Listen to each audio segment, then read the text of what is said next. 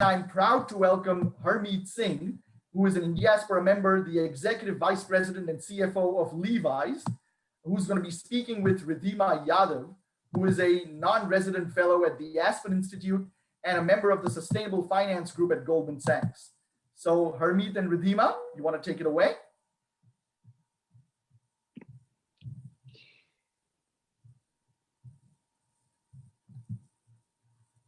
Great.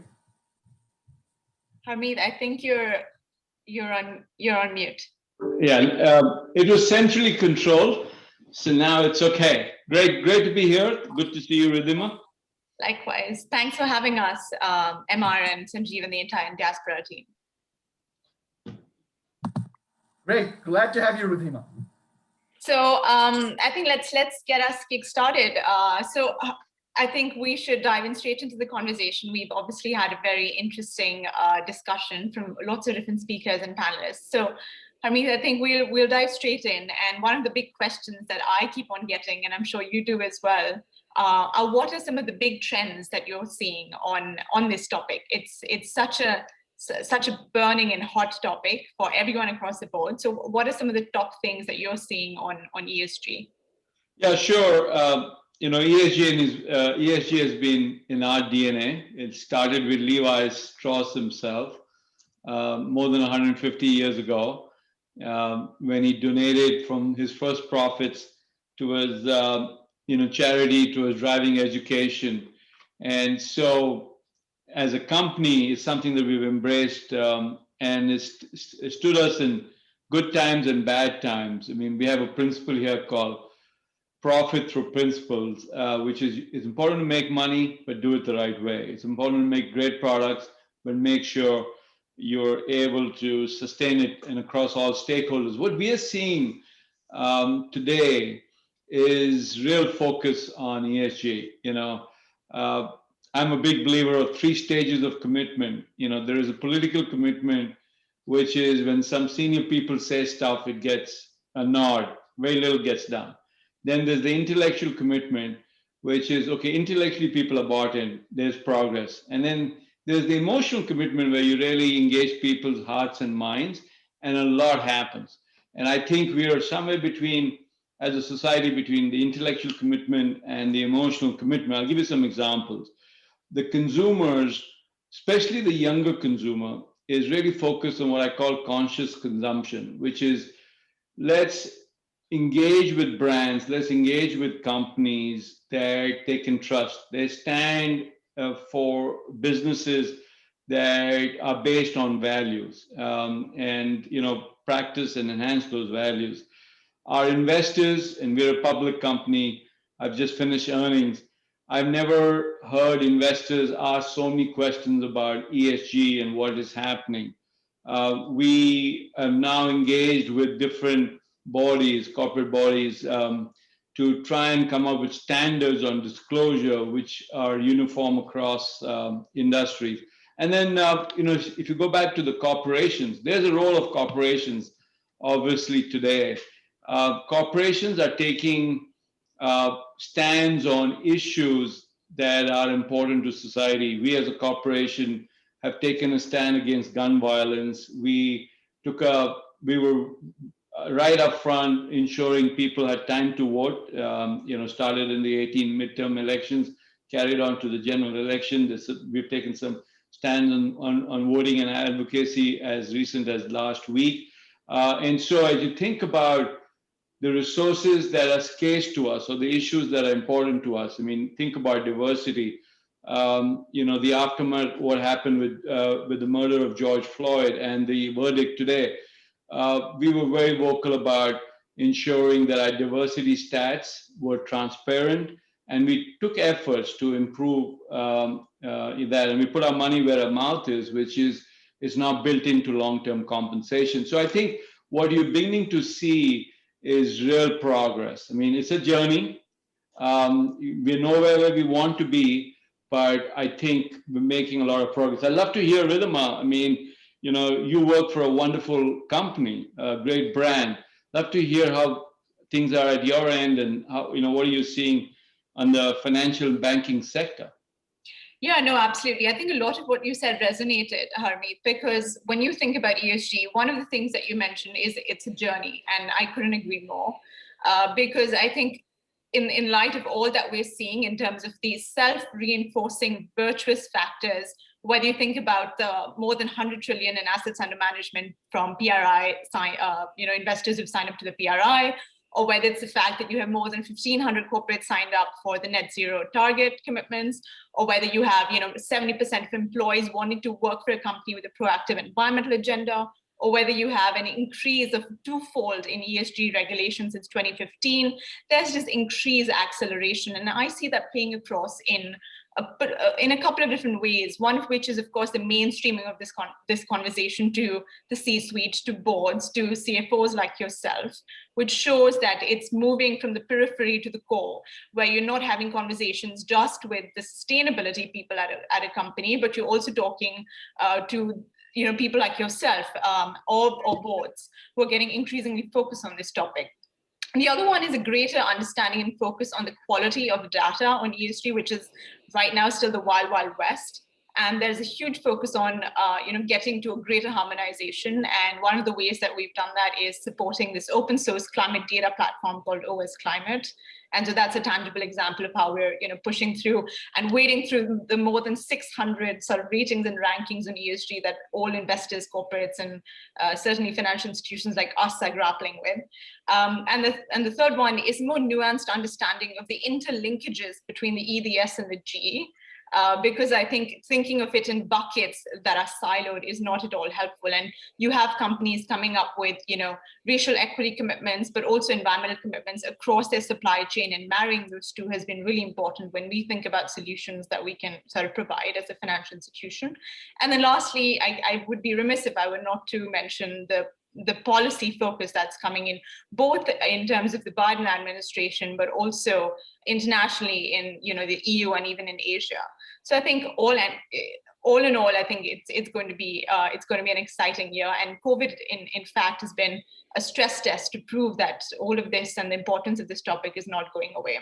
But I think one question that a lot of us grapple with is how has this changing landscape sort of really affected the kind of work that you're doing and your collaboration with sort of external platforms, one of which I noted that you're a part of is the Accounting for Sustainability initiative led by Prince Charles. And I think that's really important, and I cannot underscore from my own experience the importance of collaboration, because I think it's one of the three pillars in our own approach, whether it's working with our clients, but managing our own operations, but ultimately the third pillar, recognizing that we cannot do it on our own.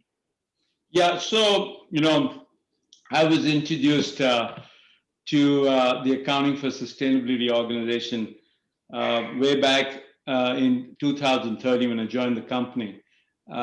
Prince Charles has started this organization in 2004. His basic mindset was that if you get the finance people engaged in the broader sustainability agenda, things will actually happen.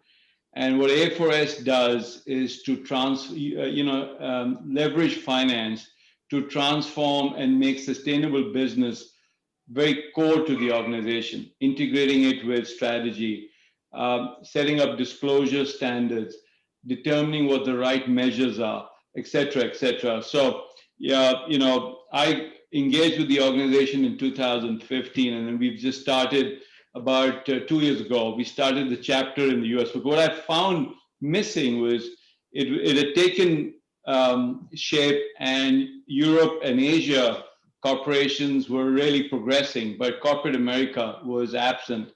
I remember going to the first meeting with Prince Charles in St. James Palace in 2015. I was the only corporate executive from the US. And I said, okay, now we've got to change this because the US leads in a lot of areas, and this is important. And so we started the chapter. We now have 20 to 25 CFOs of large companies. We've got a West Coast chapter. We've got an East Coast chapter. What we talk about is, we meet quarterly. We all have commitments, which are largely commitments that we make, that the company makes. I think the CFO can do two things. One, set the right tone on the top. Obviously, the CFO is working with the CEO and the board, and it has to be integrated. And second is measure the value that's created for all our stakeholders, and be transparent about that, because I think it leads to further progress. It's like a little bit of a flywheel. And that's what the organization is doing. And we're making, tremendous progress. And so my view of the world on collaborations is, this is a journey. You can't do it alone. This is a good group that MR and Sanjeev have introduced us to. I'm sure that a lot of members are doing a lot of good things. We learn from each other. That's the other thing we do as on a quarterly basis, is we learn from each other. And there's so much good that's happening. It's just different, and it's not as transparent. And so this way you engage, you share best practices, and you scale. And so my question to you is,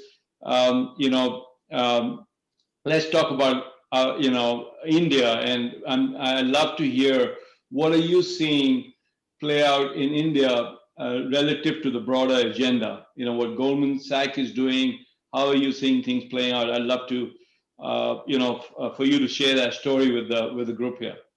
No, definitely. And I think, and this is more on a personal note, is that I've long believed that the battle for climate would be won or lost in the developing markets, and especially countries like India and China, who have a really important role to play. And that's where bilateral cooperation with the US is really important and a potential game changer in getting to where we need to, according to the goals of the Paris Agreement. And of course, there have been, we've had an experience helping build up platforms in India. We've helped scale up Renew Power to be the largest renewable energy company in India. And, it's exciting to get to hear Sumant speak about that later today. And I think there is an increasing focus on, more opportunities in the clean energy sector. And increasingly, as the government, goes into other areas like hydrogen, mobility, broadly infrastructure, I think it's going to be really important to try and hone in on what those different areas are, and to try and find opportunities that we can help scale up, on behalf of the financial sector. But on the other hand, I think, as I mentioned, I cannot stress how important it is to have an across the board sort of approach, where, right now the country is going through a tough time, and it's going to be very important for us to see how and what sort of a recovery that is, and how sustainable that recovery is. Because India faces a mammoth challenge. It's about increasing access, but at the same time decarbonizing our energy systems and our industry. So marrying those two and making sure that you can achieve those two while being on a pathway to achieving the goals of the Paris Agreement is not an easy task. But if anything, it requires greater collaboration, greater ambition, greater sort of transparency, and just a lot of sort of deep expertise on specific areas where India can leapfrog most of the other major economies in the world and get to where it needs to, which is hopefully net zero. But I'd love to hear what you think, Harmit. No, I think very similar. We have a very big business in India. We've been present for over 20 years. We're market leaders. And as a business, beside having a commercial business, we have many suppliers in India. A large piece of cotton in the world is sourced from India.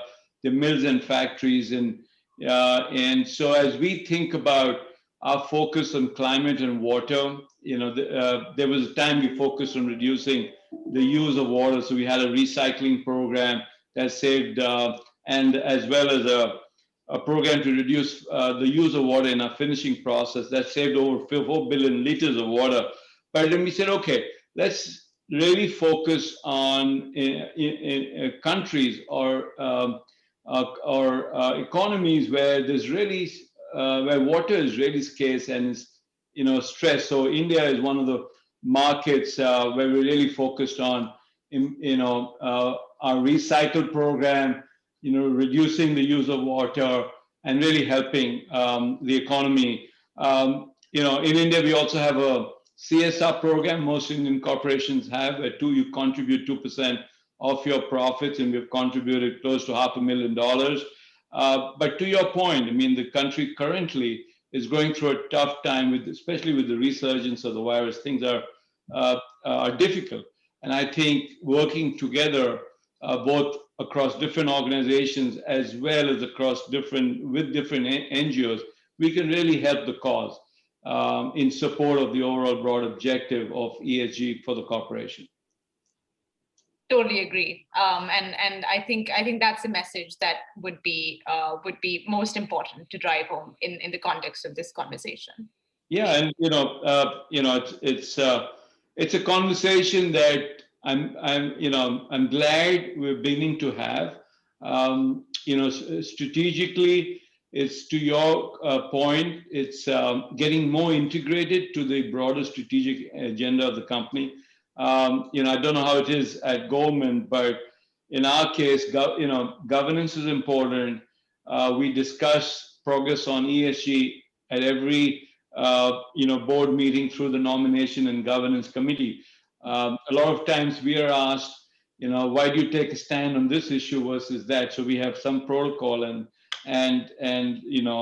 general guidelines. And so ensuring that right from the top, you're supported with what you're doing across the organization really makes a big difference. And what I'd encourage folks to think about, if they're not already doing that, is ensure that it's part of the DNA, it's part of the vernacular. And as we progress on the journey, celebrate quick wins and successes, because I think it takes time for something like this to make a big change across the world. So thank you, Riddhima. Emma, back to you. I'm sure you've got a few thoughts, closing thoughts as we close this discussion. Absolutely. Thank you, Harmit and Riddhima. This was a fascinating session on the corporate sector, which we are pleased to bring to this viewership. As you know, I founded the Corporate Eco Forum, which is a group of sustainability executives across multiple industries, and we work with chief sustainability officers. It's great to see corporate take a lead on this very, very important issue as we get to net zero commitment. And so really want to, Harmit and Riddhima, thank you for bringing that perspective. And like I said, everywhere we go, we find Indian diaspora in key positions across this whole climate ecosystem. So thank you so much once again.